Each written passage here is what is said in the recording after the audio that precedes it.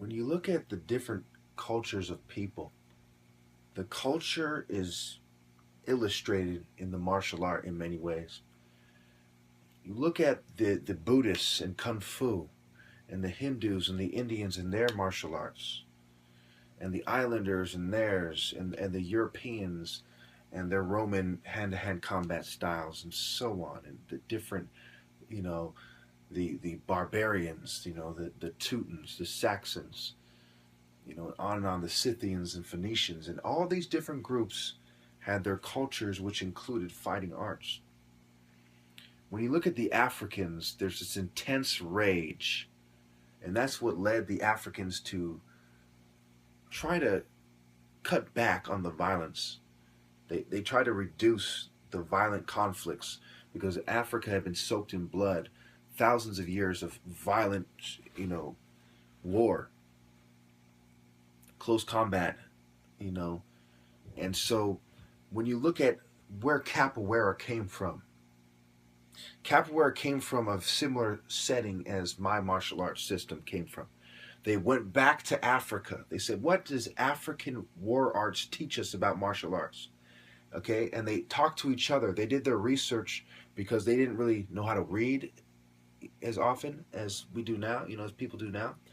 But they talked to each other. So they did the research in the way they could, and they formulated a fighting art.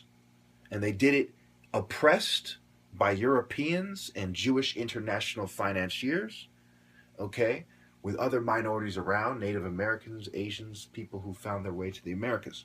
And they were very angry, as opposed to the Buddhists, who were very, kind of soft style, the yin yang, kind of balanced and kind of, kick back, kind of yang. So there's these different philosophies, right? And when you look at how it plays out, that's part of why no one can beat me, because there's this righteous indignation. I'm right, I'm oppressed. All right? I come from, and then there's a genetic component as well. I come from the people who, when everything was fair, expelled everyone else.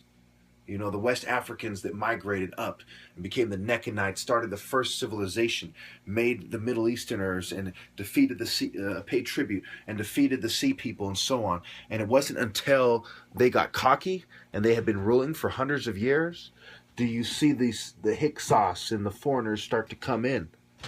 Okay, and they took advantage of the strife that was there. They didn't come in there and conquer a prepared, formidable Egyptian army. They came in there, and through treachery and playing them off against each other and taking advantage of the lack of a strong order, they managed to weasel their way in and to barely, occupy Egypt as superficial rulers. And it wasn't until the foreign period that the foreigners effectively took over. And it's this kind of jealousy. And it's the same kind of jealousy you see with these martial artists here, where they can't beat me fair and square. They learned from history that you can't beat the black man fair and square at Montu arts, at martial arts. So you try to set the stage to make him vulnerable so that then you can pretend to be better. Pretend to conquer him. Okay? It's the only time you can really put yourself above him in the eyes of people, because they're not really sure what's going on. Most people, they're not that, military minded. They're not that strategic. They don't really understand what's going on. So most people don't understand what's going on. That I have forged a superior martial arts system in the tradition of black people, in the Americas. The African martial arts traditions in the Atlantic world. And I did so oppressed by the same sorts of people that were oppressing the Haitians and the Brazilians and all these people on the different plantations, sugar plantations, and in America the cotton plantations and so on, tobacco and what have you. Okay? It was these same oppressors.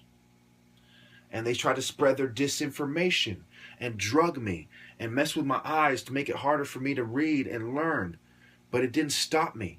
and I was fighting for honor. There's a lot of similarities. I don't do capoeira, but I derive my martial arts from African arts.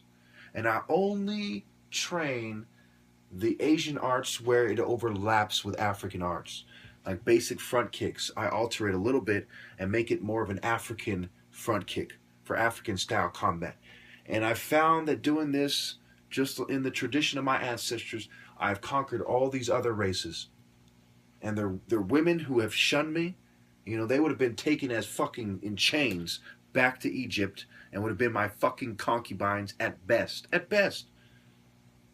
So I have no respect for these other races at this point because of what they're doing.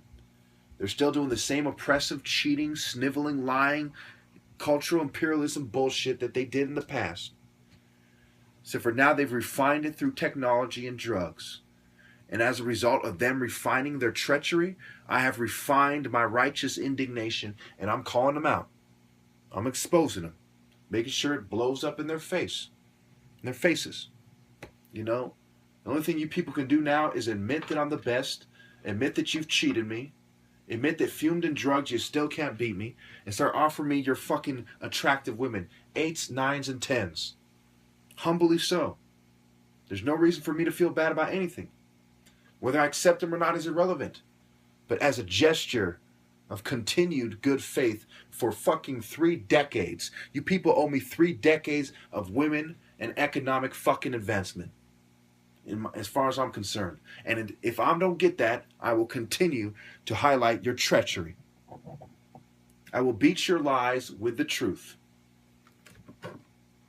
Now, I don't expect these cowards, these ignoble, dishonorable, honorless dogs, to do the right thing. To balance their treachery with what they should have done in the first fucking place. And even if they do, what does it mean? It means that they realize their mistake after years of betrayal. So no matter what, nothing can cancel out the best years of my life being betrayed instead of giving me my rightful fucking place. They are scum. And all the pharmaceutical scum. I swear to God, nothing on my door is going to change. Nothing on either of my doors. I'll never settle. I'll never sell out. I always tell you how to feel about things. You know? I deal in truth.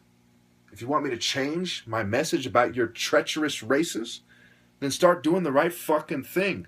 So that history will reflect that at some point you started doing the right thing. Instead of you were treacherous dogs drugging me, fuming me, sabotaging me, and denying me my rightful place until the end.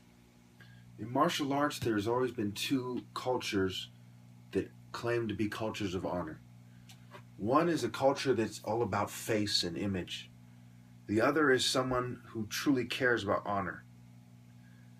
Okay, there's no other cultures associated with honor except for those 2 types of cultures. And sometimes within one place you'll find both cultures, such as the Japanese, right? Within the Japanese cultures, their Bushido codes and their codes, there existed people who cared about face. They lose face, they will kill themselves. And there were other people who actually cared about the honor. They truly cared about being honorable. And it's like that in almost every culture. You have 2 types of cultures within the culture. One is the people who care about face. 2 is the people who truly care about honor. Okay? And then there's an overlap.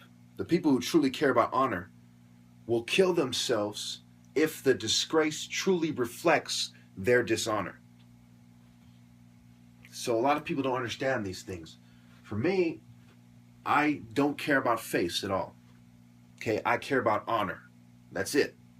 Honor and truth and virtue. You know, I could be a fucking bum, but if I have my honor intact, I'm good. So, that's why from my perspective of truth and honor, I'm very disgusted and outraged at how I've been treated. And when I see women, there's just this intense hatred. They're a bunch of psyop running, eugenics supporting pieces of shit. And then there's degrees of it. Those who openly support it, like that female at Safeway today, who almost certainly was replacing the drinks in the cart. And I won't get into that. This is countless time I've caught them, as I come in, changing out the drinks, regardless what time of day it is. She had a cart full of drinks, mostly the type of drinks that I would take off. I would buy. You know, probably were switching out the good drinks for drugged ones. You know, she looked at me all shady like, probably wondering if I'm gonna fucking kill her.